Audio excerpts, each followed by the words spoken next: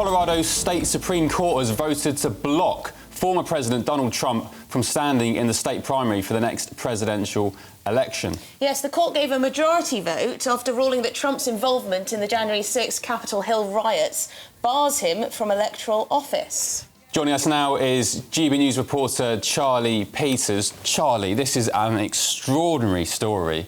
Trump, of course, long mooted to be the Republican candidate for next year. What does this mean for his White House bid, his supporters? How have they reacted? And, of course, Trump, what are his actions next? Well, the Supreme Court in Colorado has voted 4-3 to bar him from standing in their state primary, and that will be taking place March next year. But ballots will go out in mid-January in order to reach overseas voters and many military voters, of course, posted overseas with America's large military presence around the world. So it has to happen soon. They have voted to bar him from standing in that state primary, which happens in an election year leading up to those November elections, because of Section 3 of the 14th Amendment to the Constitution of the United States, which says that anyone involved in insurrection cannot hold an officer of the United States, so a federal or a government position. Now, many people think this is extremely controversial. It's the first time it's been used to bar a presidential candidate. Many people don't believe that officer of the United States is a presidential position. It's more of a sort of low-level electoral position or perhaps an agent within a federal office. However, they have voted this way in liberal Colorado. It's a state which voted very heavily for Joe Biden in the 2020 election. And we understand, and Trump's team have spoken very clearly on this morning, they will challenge this in the US Supreme Court, so the highest court of the land, not the state courts, but they hope to overturn that decision or at least put a plea in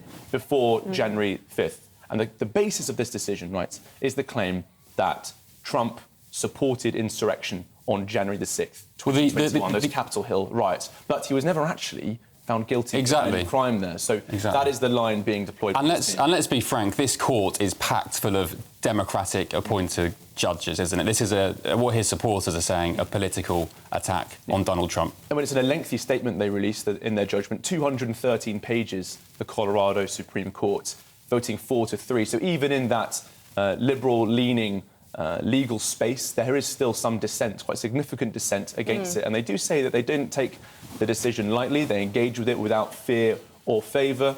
But still, it has been reacted against very severely by Republican circles this morning. Two candidates, both of them very critical of Donald Trump, saying that they think the decision is undemocratic.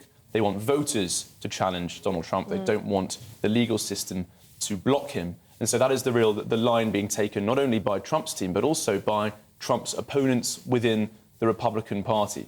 And the question now is, what's going to be the political impact here? How is this being seen within Trump circles? Some are saying, actually, they're receiving this quite positively because lawfare and the kind of attempts to push Trump away through legal means rather than political means is often seen quite positively within his camp.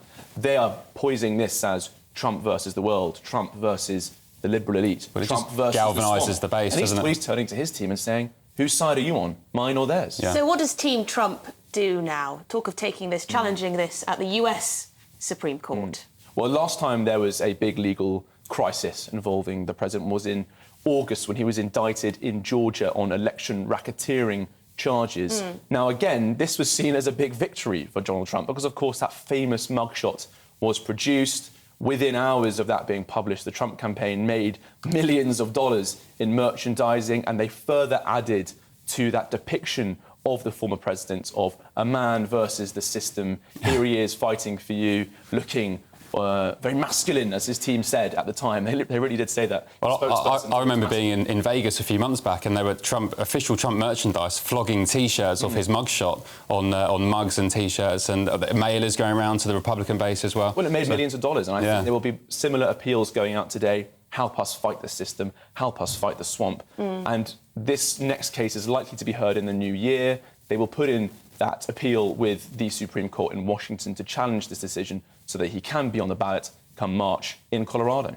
Do you get the impression that this is big enough of a moment to cause mass protest, civil unrest? Well, I think most of the campaign reaction so far has really been kind of messaging and give us a bit more cash and help us fight the system. I think considering the challenge that Donald Trump is under here is about insurrection, you know, a Civil War era law being used to push him aside here, the last thing I think that his team wants is more insurrection, is actually to see people taking to the streets at this time. I think they're very happy to see a peaceful Trump campaign, pushing his vision forward in a very direct, in that typical style of his, while opponents of his, both legal, political, try and put him out of the game entirely without fighting the ideas he puts across. And just on the latest, when it comes to the polling, how is Trump doing in key states? Sure. Well, when Donald Trump says, whose side are you on? Are you with the legal swamp, as he puts it, or are you with me? They very much appear to be standing by their man at this time. The nearest challenger, Florida Governor Ron DeSantis, is trailing behind him significantly in the polls, almost 40 points behind in some polls, and other candidates miles below. The most anti-Trump Republican candidate, Chris Christie, the governor of New Jersey, he's barely at 4%.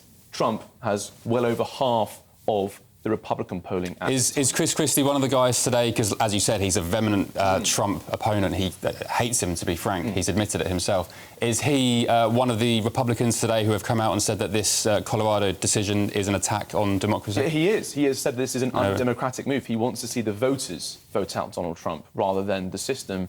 I don't think Chris Christie is going to get his wish. It very much appears that should the votes take place, should the votes that, quite frankly, most Americans almost certainly want to take place occur, then Trump is likely to be the Republican nominee. And lastly, has the current president's team said anything? No, they've remained quiet as far as I can tell, but we'll keep tracking the story throughout the day, and any further updates we will let you know. Well, thank you very much indeed, Charlie Peters. Thank you very much, our investigates reporter, bringing us the latest on that. Fascinating. Yeah, fascinating. Just that from indictments to arrests to impeachments, it seems to never end. So it all remains to be seen.